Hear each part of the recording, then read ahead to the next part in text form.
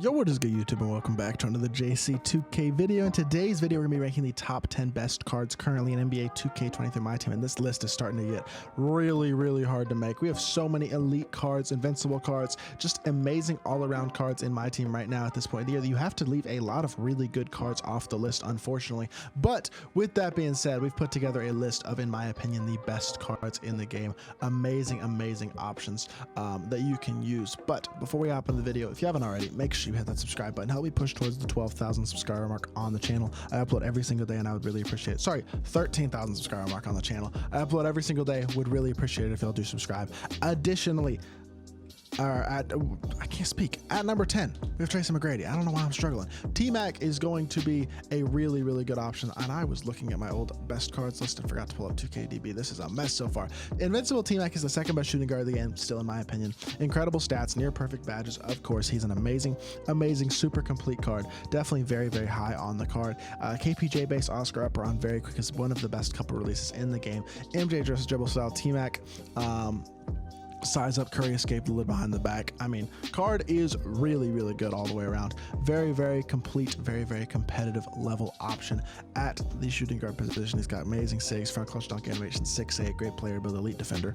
Everything you could ask for out of a shooting guard. He's an amazing card. Now, second on this list at number 9, I'm gonna go with Chet Holmgren. I think Chet was the best small forward in the game until one specific man, Victor Wembanyama, came along and changed that for the rest of the year.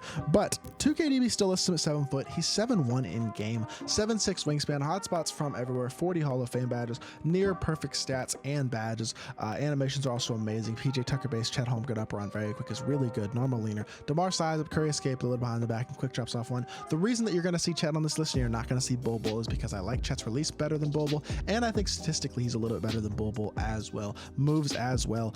Just really good card. He's on the level of Bol Bol in all the areas. I feel like the Bol Bol would have a slight edge, and then I think Chet has a slight edge in a few areas such as the release, and I think that's just enough to put him slightly above Bol Bol and put him in the top 10, whereas Bol Bol just barely gets left off.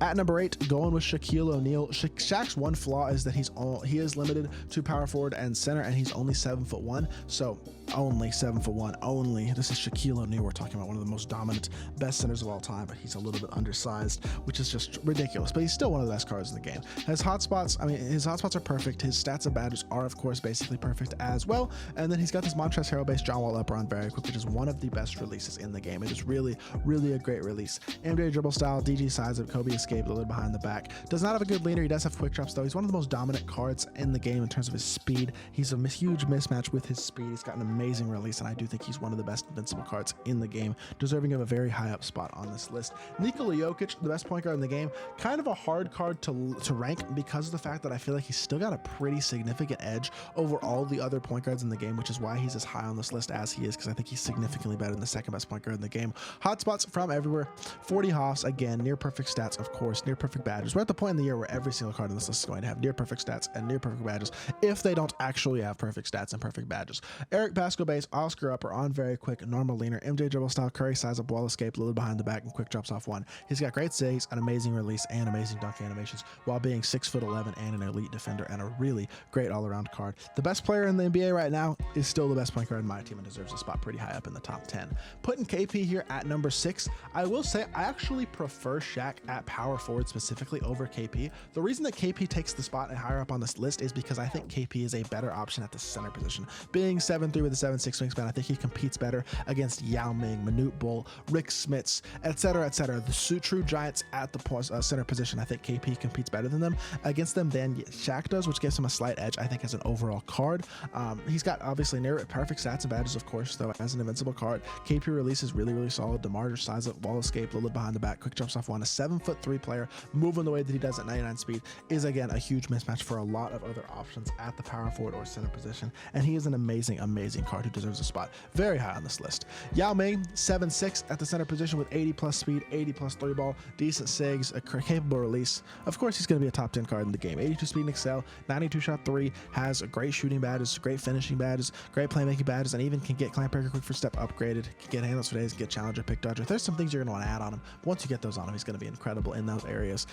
Incredible defender, of course, on the interior. He's one of the best rebounders in the game, one of the best rim protectors in the game, and the Rob Williams SGA upper release on very quick really is not a bad release either.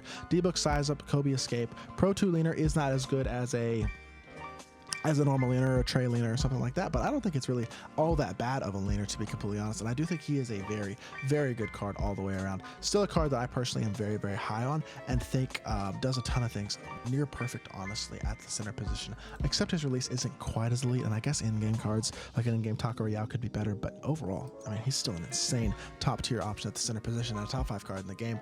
Rick Smits, I like better than Yao, and I'll stand by that. I think at this point, most people probably prefer Yao.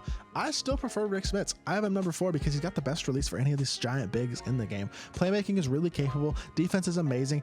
Shooting and finishing is really, really capable as well. He needs limitless range. He needs Deadeye, guard up, agent 3, but add all of those on him. 81 speed and excel, 84 shot 3, 95 standing, 90 driving dunk, 95 interior, 97 block. KCP based, Dario Saric upper on very quick. It's a really good release. Normal leaner. MJ dribble style, Carmelo size, Kobe escape, a little behind the back. Quick drops off 1. He moves better than Yao, and he's got much better release than Yao. He's just a better overall offensive card than Yao. May not be quite as good as Yao defensively because of the size differential. I mean, it's not like he's small by any means, but at, I guess, only 7'4" instead of 7'6", he's a little bit smaller. But I think Rick Smits, because of the release especially, is still, in my opinion, a better card than Yao, and I'll stand by that. I really think he's that good of a card, and for me, he's a top 4 card in the game. I really do believe that still. Number 3, going with in-game Kevin Durant. You'll notice that the other in-game card, Paulo Banchero, is not on this list. The reason for that is because he can't play shooting guard. 6'10" at small forward. He is borderline. You could put him number 10. You could put him number 9. I think Bobo and Chet Holmgren are slightly better than him because of the size they provide at the small forward position. And for that reason, I'm not putting him top 10. I really don't think so. And whereas KD is a top 3 card in the game because he's the exact same card as Paulo Banchero, but he can play the shooting guard position, which makes him the best shooting guard in the game by a significant margin, versus being the 3rd or 4th best small forward in the game. Hotspots from everywhere, perfect stats and badges as an in-game card, has every single stat 99, every single Hall of Fame badge. KPJ base with Sadiq Bey up around very quick is the fastest release in the game. He has the tray fade. He's got Francis size up, tray escape, a little behind the back, quick drops off 1, and all the other elite custom dunk packages. He is absolutely insane. We already knew that. We already expected that. KD is always going to be an insane card in my team, and this year is certainly no different, especially at the shooting guard position with these in-game stats, these in-game animations, all that stuff. The thing is, Paulo's the exact same card, but Paulo plays small forward. You could make an argument for Paulo top 10. I'm not going to. Just my opinion. KD is a top 3 card in the game, though I think is pretty much a shoe-in. Manute Bol comes in at number 2.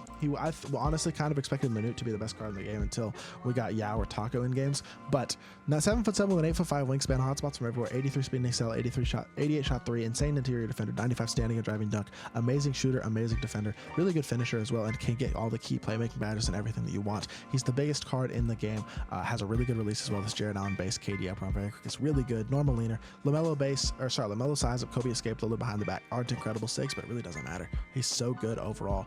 He is the most dominant force in the game, has an amazing release, 7'7", moves well, does everything you can ask for out of a center. He was the best card in the game and will still be one of the best cards in the game for the rest of the year, but he's not the best card in the game because we have the best card in NBA 2K history, and that is Invincible. Victor Wembanyama, who is 7'5" and can play the small forward position, the least balanced card in the history of 2K. There is nobody else at the small forward position who even comes close to this card. Hotspots from everywhere, 7'5", 8-foot wingspan, 55 hoffs, every single stat on 99. We have a 7'5" end-game caliber card with Kyle Kuzma base, Tim Duncan upper, which is a great upper, on very quick, has the tray fade, has the best sigs in the game, and has quick drops off 1. He's got the best fade, the best sigs, the best dunks, and one of the best releases, in addition to being 99 speed at 7'5" at small forward. He is the most overpowered card in the history of my team.